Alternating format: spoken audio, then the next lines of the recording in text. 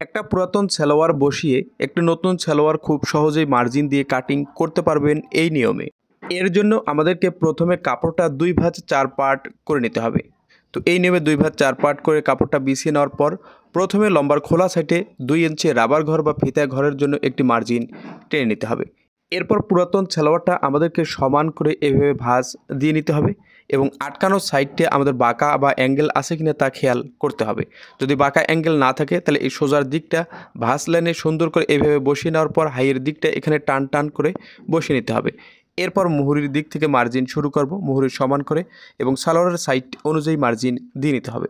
হাইয়ের কাছে এখানে একটু সোজা করে মার্জিন দিয়ে নিতে হবে এবং স্কেল বসিয়ে সোজা একটা মার্জিন টেনে নিতে হবে। এই নিয়মে সালোয়ার বসিয়ে সালোয়ারের মার্জিনটা দিয়ে নেওয়ার পর সালোয়ারটা উঠে আমরা ভাঁজ করে এক সাইড করে রেখে দেব। হাইয়ের মার্জিনের এখানে একটু মার্জিন দিয়ে ১ ইঞ্চি ভিতরে একটি দাগ দিয়ে নেব এবং এই দাগ বরাবর স্কেল বসিয়ে একটা মার্জিন টেনে নেব। এখানে হাইয়ের শেপ দিয়ে নেব।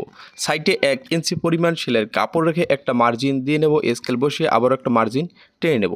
মুহুরি ফোল্ডিং করার জন্য ৩ ইঞ্চিতে একটি দাগ দেব। দাগ বরাবর একটা স্কেল বসিয়ে মার্জিন টেনে নেব। এই নিয়মে সূত্র ছাড়াই একটা প্যান্ট পায়জামা কাটিং করতে পারবেন খুব সহজে। কাটিং এবং সেলাইয়ের এমন সহজ সহজ টেকনিক পেতে অবশ্যই এই পেজটা ফলো করে সাথেই থাকুন। ধন্যবাদ।